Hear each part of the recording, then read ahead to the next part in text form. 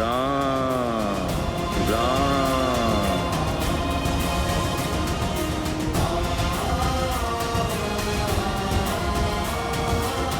राम राम बजरंग बली हनुमान जय जय महाबली हनुमान। राम राम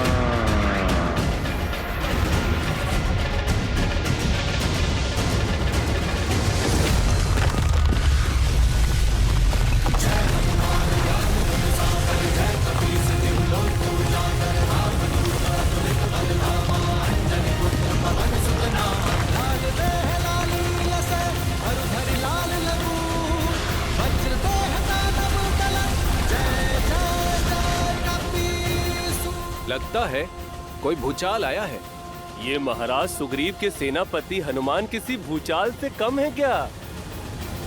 राम राम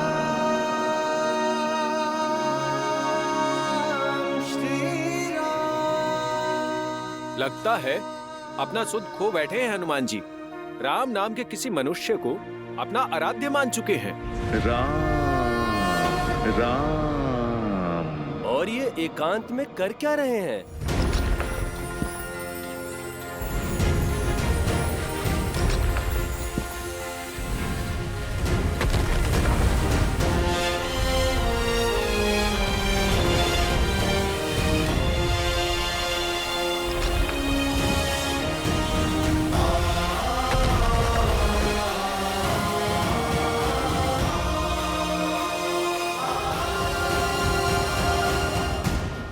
जाने राम नाम का जाप क्या क्या करवाएगा इनसे।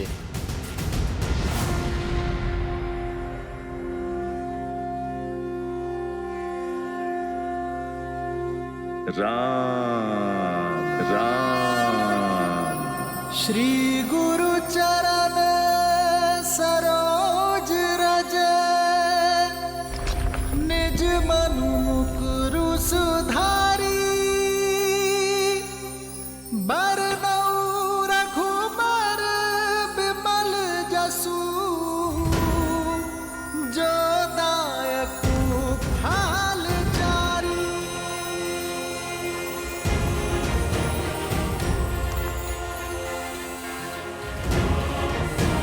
जय महावीर हनुमान जय जय पवन पुत्र हनुमान बजरंग बली हनुमान जय जय महाबली हनुमान। राम राम जय हनुमान ज्ञान गुण सागर जय कपीस तिहु लोक उजागर रामदूत अतुलित बल धामा अंजनी पुत्र पवन सुत नामा।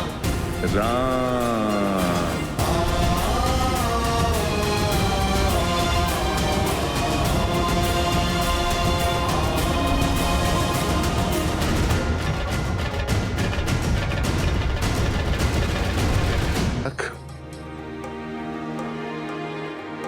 अब धर्म की लाज आपके हाथों में है। आप जो भी निर्णय लेंगे हम सभी को बाध्य है। बोलो राम, क्या तुम्हें महाराज जनक का निर्णय स्वीकार होगा? आचार्य, आप केवल हमारे गुरु ही नहीं, पिता तुल्य है हमारे। आप धर्मात्मा हैं। आप जो भी निर्णय लेंगे वो मुझे सहर्ष स्वीकार होगा। भरत, तुम्हें तो कोई आपत्ति नहीं है? नहीं गुरुदेव, महाराज जनक धर्मात्मा ही नहीं, हमारे धर्म पिता भी हैं। किंतु एक विनती है इनसे कि निर्णय लेते समय धर्म के साथ मेरे प्रेम का भी मान रखिएगा। बताइए राजा जनक, क्या निर्णय है आपका?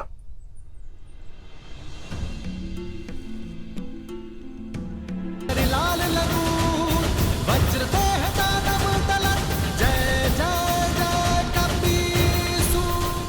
आ गया, मनुष्य का भक्त। लगता है ये नया उत्साह भी राम की रट का प्रकोप है।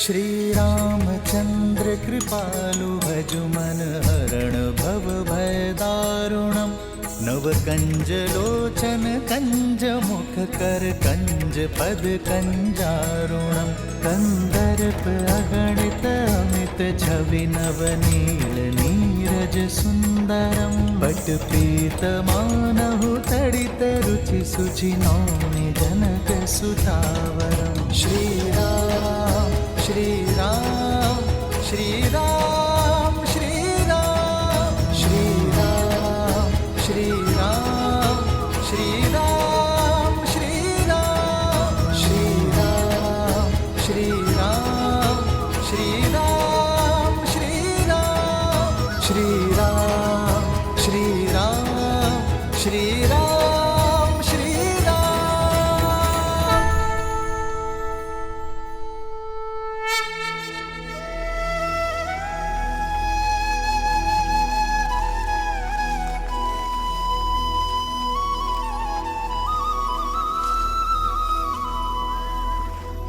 तुम्हारे प्रेम के वेग ने मुझे भी बहा दिया है भरत।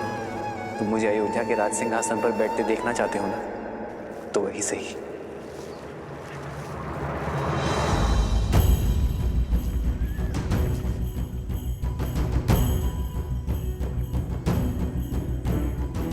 मुझे 14 वर्ष का वनवास काट कर आने दो भरत। उसके बाद मैं तुमसे अयोध्या का राज सिंहासन स्वीकार कर लूंगा। तब तक अयोध्या का भार तुम्हारा हुआ मेरे भाई।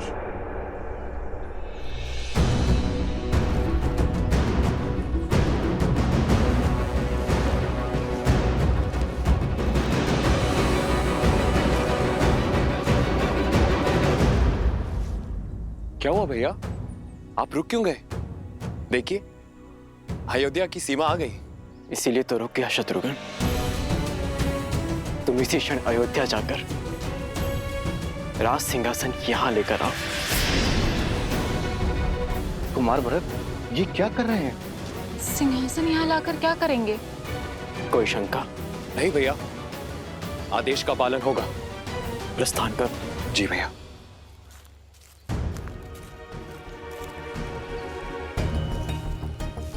भरत, हम यहाँ क्यों खड़े हैं? अयोध्या क्यों नहीं जा रहे? अपनी माता के पापों का प्रायश्चित करने का प्रयास कर रहा हूं मैं।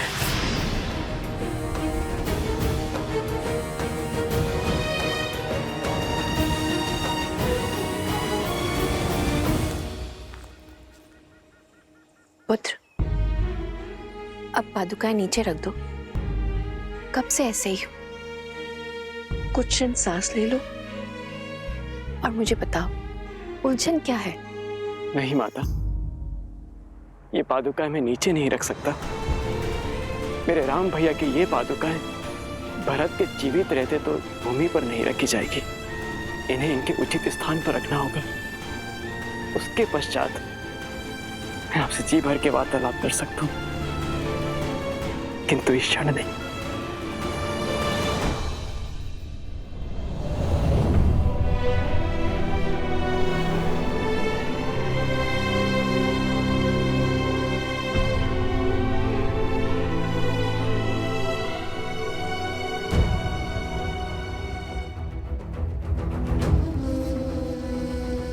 भोर से रात्रि हो गई, पर कुमार भरत ज्यों के त्यों खड़े हैं। हाँ, सही कह रहे हो।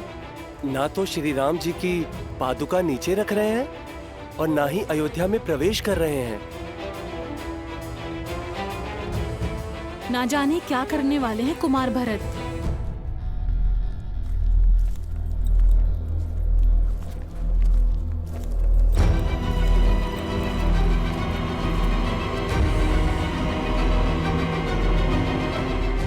सिंहासन आ गया भैया। इस राज सिंहासन को यहां रख दो शत्रुघ्न। मेरे राम भैया ने यहीं से माटी उठाई थी।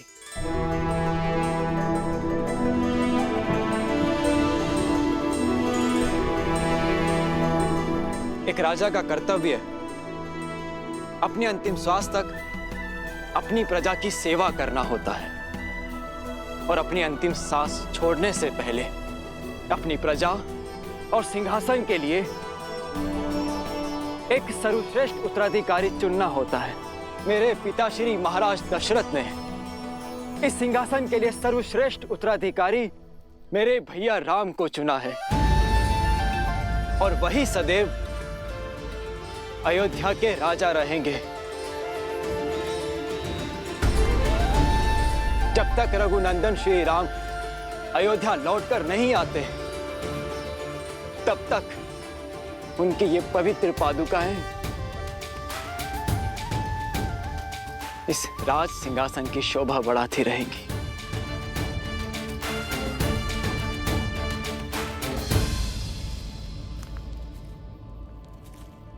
पुत्र भरत, ये तुम राजमहल में भी तो कर सकते थे। नहीं माता, जब राजा वनवास पे हो तो सिंहासन राज आवास में क्यों? भैया की अनुपस्थिति में हमारी प्रजा मुझे राजा समझने की भूल कर सकती है। और माता, मैं भी तो एक साधारण मनुष्य ही हूं। अयोध्या में रहते हुए, वहां का राजकाज करते हुए, यदि एक क्षण के लिए भी मेरे मन में राजा होने का विचार आया तो मुझे तो नरक में भी स्थान नहीं मिलेगा माता। और इसीलिए मैंने निर्णय लिया है कि जब तक मेरे राम भैया लौट कर नहीं आते तब तक मैं भी अयोध्या में पग नहीं धरूंगा।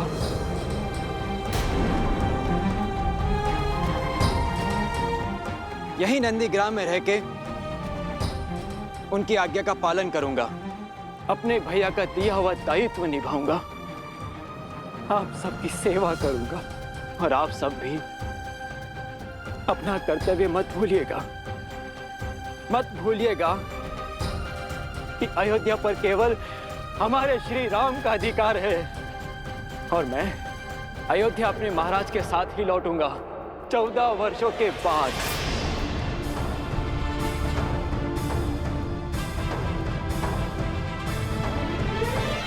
जय श्री राम, जय श्री राम, जय श्री राम, जय श्री राम, जय श्री राम, जय श्री राम। राम मातु गुर पद सिरुनाई, प्रभु पद पीठ रजाय सुपाई।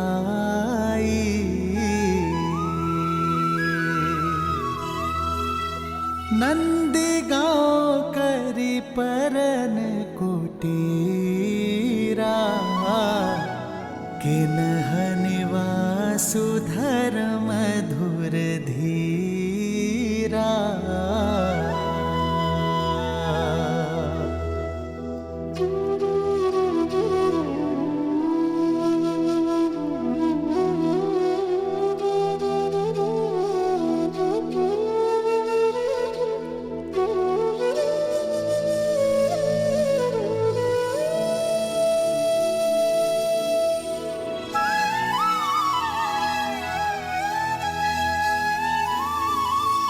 मैं यहाँ अयोध्या के बाहर नंदीग्राम में रह के राजकाज संभालूंगा और शत्रुघ्न तुम अयोध्या के अंदर रहकर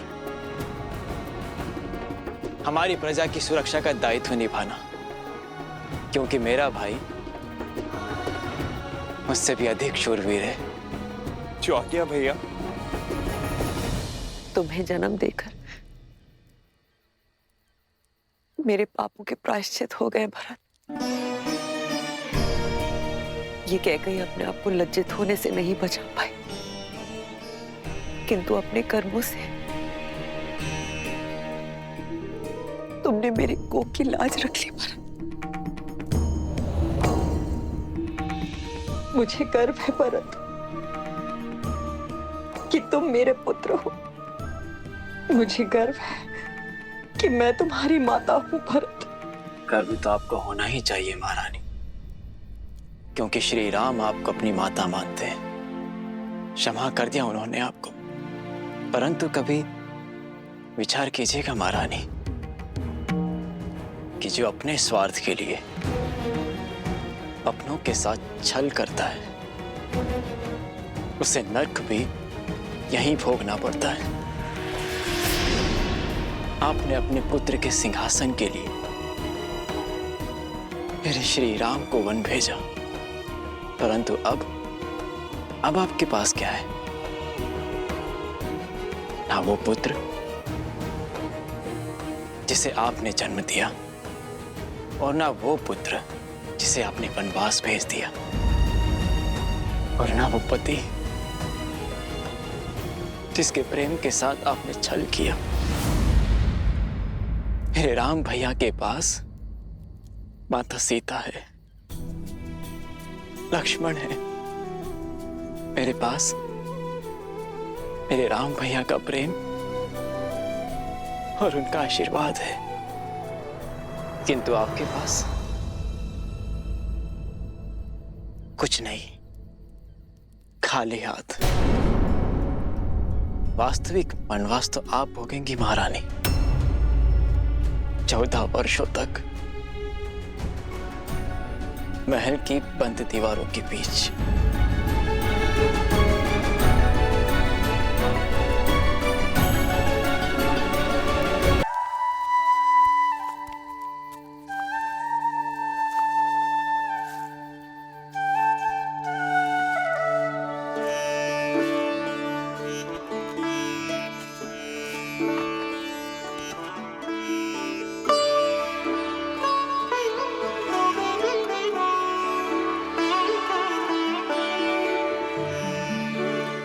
अपने लक्ष्मण भैया को देखा, बात कीजिए ना उनसे यार।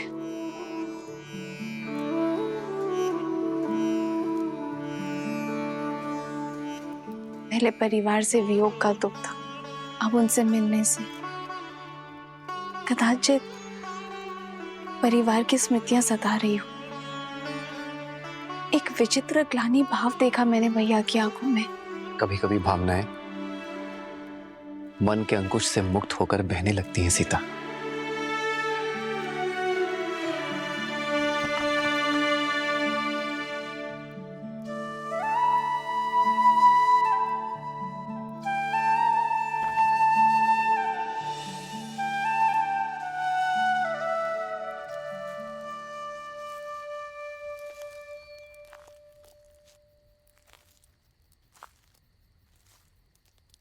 बैठो लक्ष्मण, बैठो।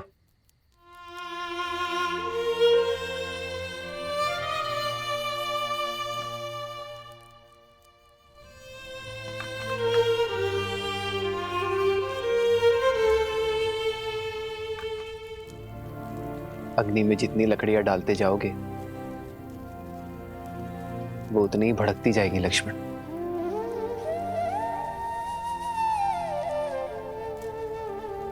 मन की अग्नि का भी यही नियम है। विचार के ईंधन डालते जाओगे तो वो धीमी कैसे पड़ेगी? मैंने पाप किया है भैया, स्वयं को बहुत छोटा अनुभव कर रहा हूं मैं। आपने बार बार समझाने का प्रयास किया मुझे, किंतु मेरी मति मारी गई। लक्ष्मण, अपने प्रिय भरत भैया को नहीं, उस पवित्र आत्मा को नहीं पहचान पाए, उस पर नहीं किया मैंने भैया। स्वयं को अत्यंत मलिन कर लिया है मैंने भैया। मैं स्वयं को क्षमा नहीं कर पा रहा हूं।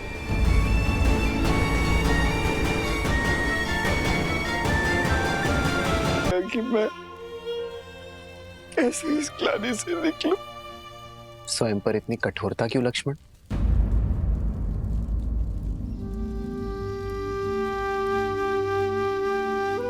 मेरे भाई ने कोई पाप नहीं किया है।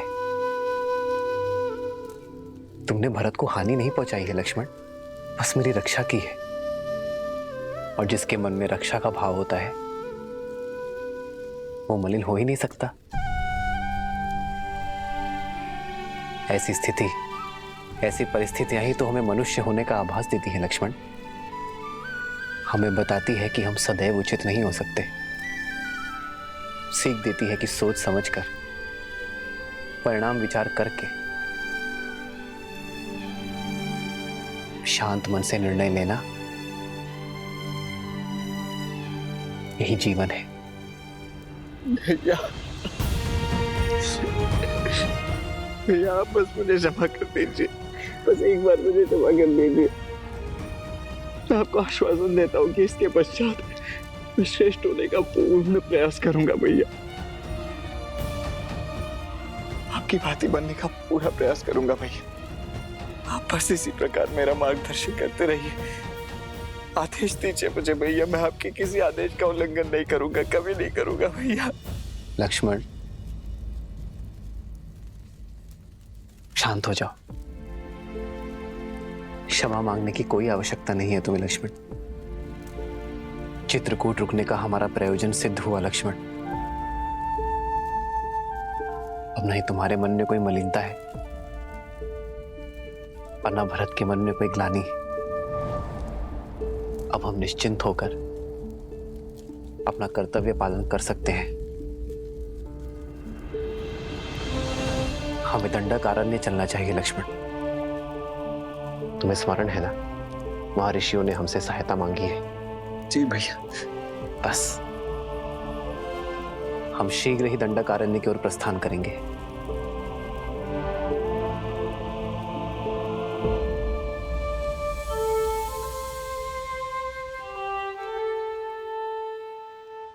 जीवन के पथ पर बिछे कांटों पर भी इतनी सरलता से कैसे चलते हैं श्री राम? देवी, जो संकट के समय में भी संयम रखें वही तो है राम। जिनके निर्णय स्वार्थ से मुक्त हो वही तो है राम। जो अपने आज से संसार के आने वाले कल को सुंदर बनाए वही तो है राम। जो अपने कर्म, अपने चरित्र से मर्यादा को परिभाषित करे परंतु स्वयं फिर भी सरल रहे वही तो है मर्यादा पुरुषोत्तम श्री राम। जब मेघ अपने भीतर भरे जल का स्वार्थ छोड़ उसे भूमि पर बरसाने के लिए सज्ज हो जाए तभी तो प्रकृति खिलती है। उसी प्रकार जब जब कोई मनुष्य अपने हित की चिंता छोड़ संसार के हित के विषय में सोचेगा, अपने कर्मों और चयन को समाज के उत्थान के साथ जोड़ेगा, तब तब उस मनुष्य के चरित्र में स्वयं श्री राम के चरित्र का पदार्पण होगा। जय श्री राम। जय श्री राम। अंजनी पुत्र की जय हो। सेनापति हनुमान, भारी संकट आन पड़ा है, आपकी आवश्यकता है।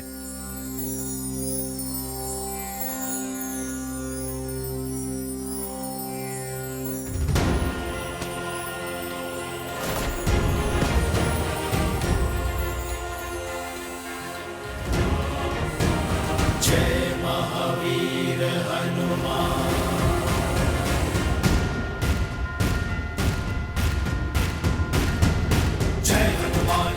गुण सागर जय कपीस तिहु लोक उजागर। रामदूत अतुलित बल धामा, अंजनी पुत्र पवन सुत नामा। राम दुआरे तुम रखवारे, होत न आज्ञा बिनु पैसारे। आपन तेज समारो आपै, तीनों लोक हांकते गाते। प्रणाम। एक हिंसक बाघ ने वन में आतंक मचा कर रखा है। छोटे बच्चे खेलने भी नहीं जाते, बहुत भयभीत हैं वो। अब आप ही रक्षा कर सकते हैं सेनापति जी।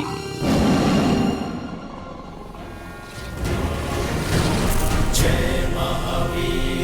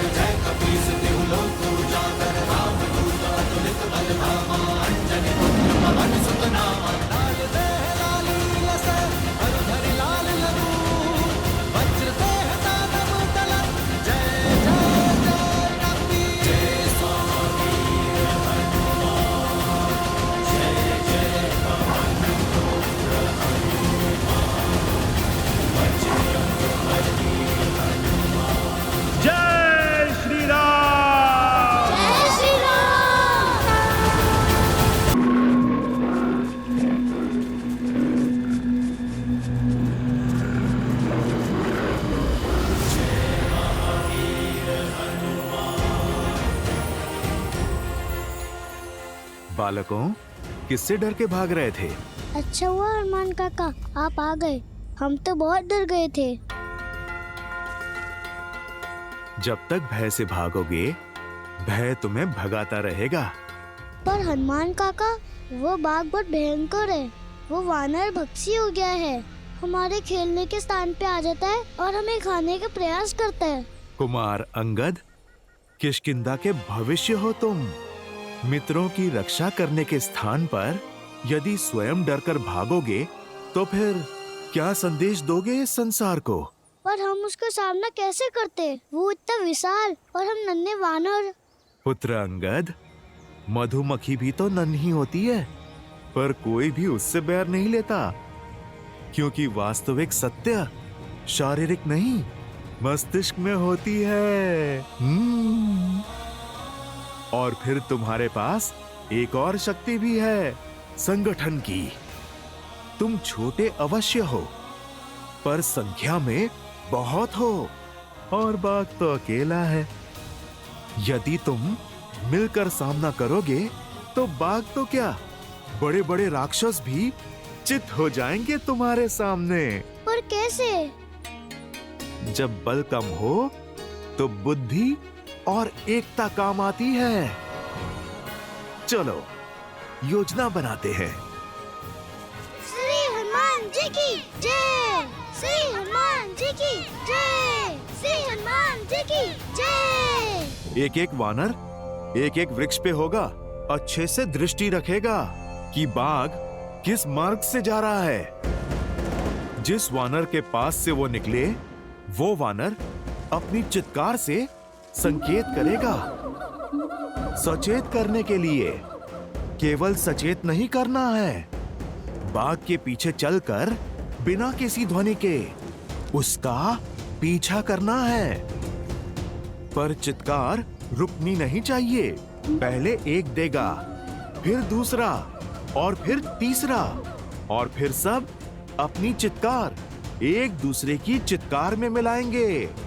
फिर जब बाघ एक रिक्त स्थान पर आ जाए, सब एक साथ चित्कार दें और फिर कूदकर उसके सामने आ जाएं। वो दहाड़ेगा।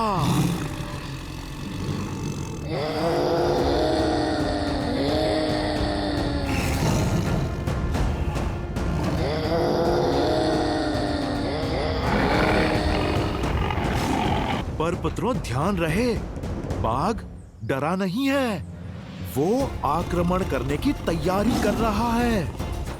यदि उसने आक्रमण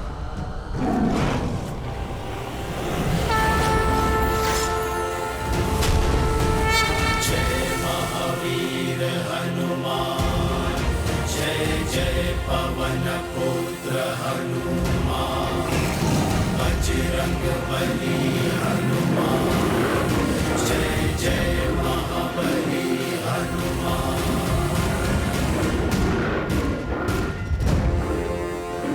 कहा था ना, तब मैं आऊंगा।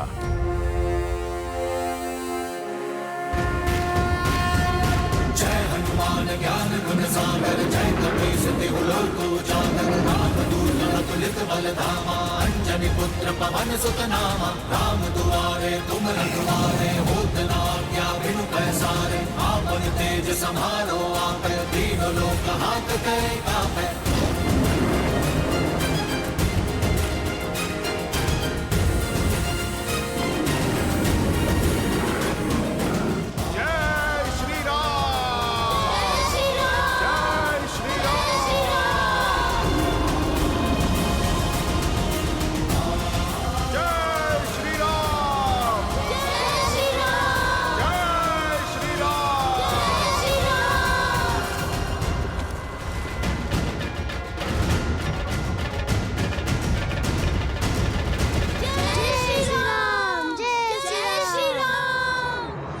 अब समझे, सच्चा बल भुजाओं में नहीं, स्वयं पर किए गए विश्वास में है। फिर बाघ चाहे कितना भी विशाल हो, नन्हे मुन्ने भी उसका परिहास कर सकते हैं। समझो, भय की आंखों में आंखें डाल के विश्वास से देखोगे, भय स्वयं दुम दबा के भाग जाएगा। पर ये विश्वास जगेगा कैसे हनुमान काका? भक्ति और शक्ति में संतुलन बनाना सीख जाओ। भक्ति तुम्हें धर्म से जोड़ती है और शक्ति कर्म से, और ये संगम जीवन के हर एक उतार चढ़ाव में तुम्हारा मार्गदर्शन करेगा। तो हमें भक्ति और शक्ति दोनों का पट दिखाइए। ठीक है, तो फिर आरंभ अखाड़े से करेंगे। तुम्हें कुश्ती कला में निपुण बनाकर शक्ति पाने के योग्य करूंगा और योग का ज्ञान सिखाकर सिद्धियां पाने का द्वार खोलूंगा।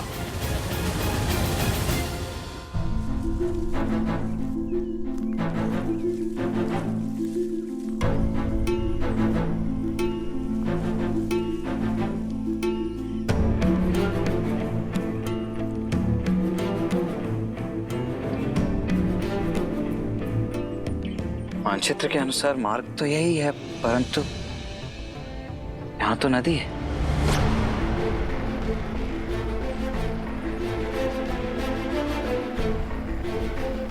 कदाचित हम मार्ग भटक गए हैं भैया।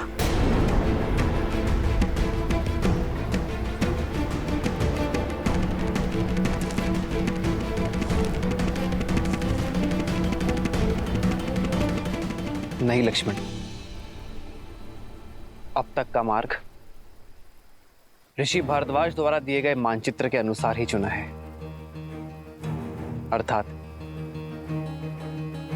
दंडकारण्य का मार्ग सामने ही होना चाहिए। परंतु यहाँ तो नदी है ना भैया, फिर कदाचित ऋषि भारद्वाज से मानचित्र बनाने में कोई त्रुटि हुई हो। नहीं लक्ष्मण, ऋषि भारद्वाज बहुत ज्ञानी और अनुभवी है। वर्षों बिताए हैं उन्होंने यहाँ। उनके ज्ञान पर संदेह करना उचित नहीं है। मार्ग हमारे सामने ही है लक्ष्मण, कदाचित हम उसे देख नहीं पा रहे हैं।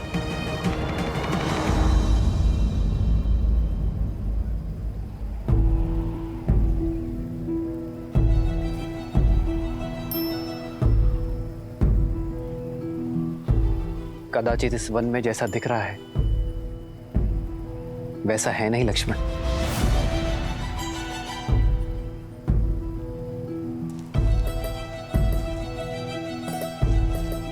संभलकर भैया, नदी गहरी प्रतीत हो रही है।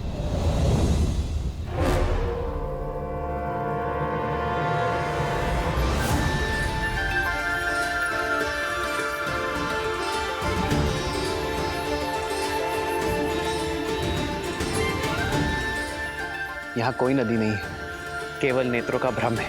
ऋषि भारद्वाज ने भी बताया था कि राक्षस मायावी है। कहीं ये भी किसी माया का भागी तो नहीं है? यदि मार्ग ढूंढना है तो माया से लड़ना होगा लक्ष्मण। जी भैया। आओ सीता।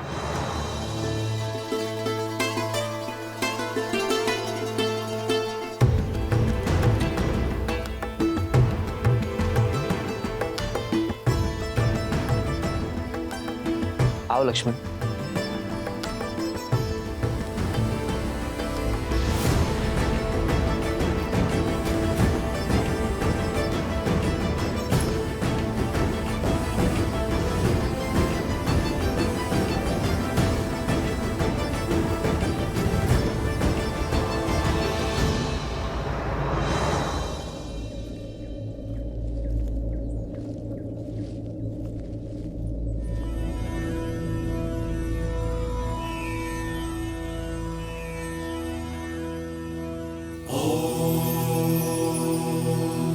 शांति शांति शांति।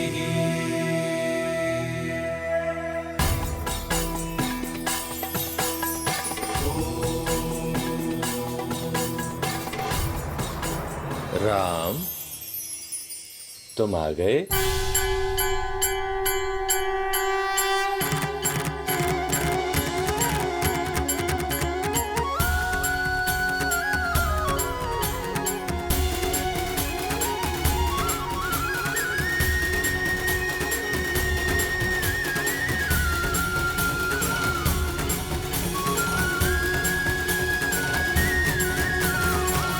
आप हमें जानते हैं ऋषिवर? हाँ राम, तुम्हारे जैसा पुरुषोत्तम ही हमारे द्वारा रचित इस ब्रह्म जाल को तोड़कर अत्रि आश्रम में प्रवेश कर सकता है। ऋषि अत्रि, भाग्यशाली तो हम हैं जिनके तप और तेज के विषयों के बारे में केवल सुना, आज उनके दर्शन भी पा लिए।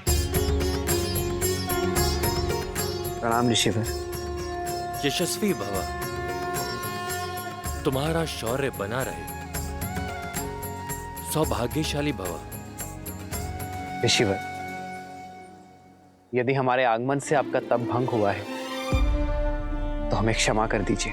नहीं राम, तुम्हारे आने की प्रतीक्षा के लिए तो ये तप था और तुम आ गए। अब ये संपूर्ण हो गया। हमारे आने की? हाँ, उन राक्षसों के अंत के लिए जिनका प्रवेश रोकने के लिए मैंने अपने आश्रम के चारों तरफ दृष्टि भ्रम उत्पन्न किया हुआ था। अब तुम आ गए, इसकी कोई आवश्यकता नहीं। बचपन से आपके तेज और माता अनुसुईया के तप की कथाएं सुनी है, आज दर्शन हुए। माता अनुसुईया के दर्शन की भी इच्छा थी मेरी। कहाँ है वो?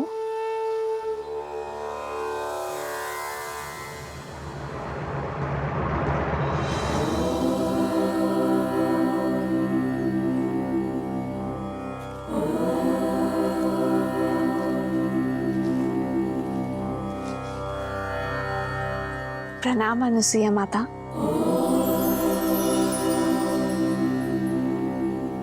राम और लक्ष्मण का भी प्रणाम स्वीकार करें माता। आशीर्वाद मांगने के पूर्व मेरे एक प्रश्न का उत्तर दो राम। ये दंडक वन है, यहाँ पग पग पर उदंडी असुरों का वास है।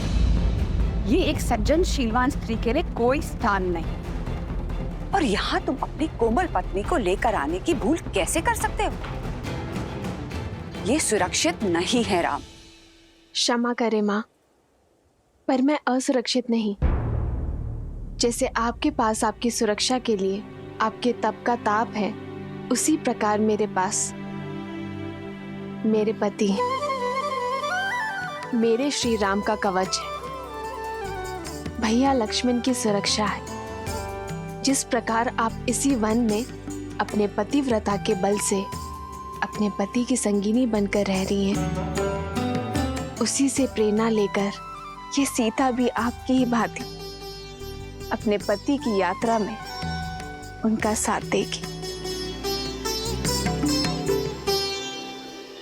ऋषि भारद्वाज के आदेश से पीड़ित ऋषियों के तारण के लिए हम दंडक वन की ओर बढ़ रहे हैं। कदाचित यही हमारे वनवास के लिए नियति का उद्देश्य है ऋषिवर। ऐसे में आपसे भेंट हमारे लिए आशीर्वाद है। हम आशा करते हैं कि आगे की परिस्थितियों, समस्याओं और उनके निवारण के लिए आप हमारे मार्गदर्शक बनेंगे। दंडकारण्य? क्या हुआ ऋषिवर, आप इतने चिंतित क्यों हो गए? दंडकारण्य कोई सामान्य वन नहीं है, सहस्त्र मायावी राक्षसों का गढ़ है राम।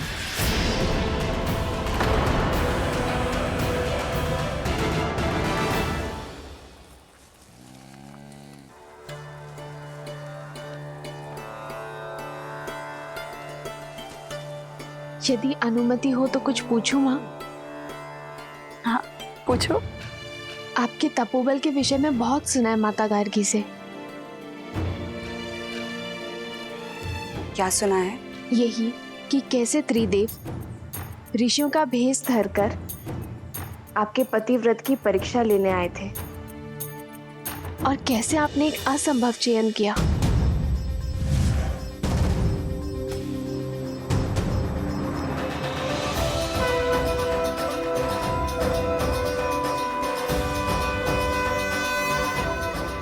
ब्राह्मणों की सेवा तो हर गृहस्थ का धर्म होता है। मैंने प्रयास किया है कि आपका हर संभव स्वागत कर सकूं।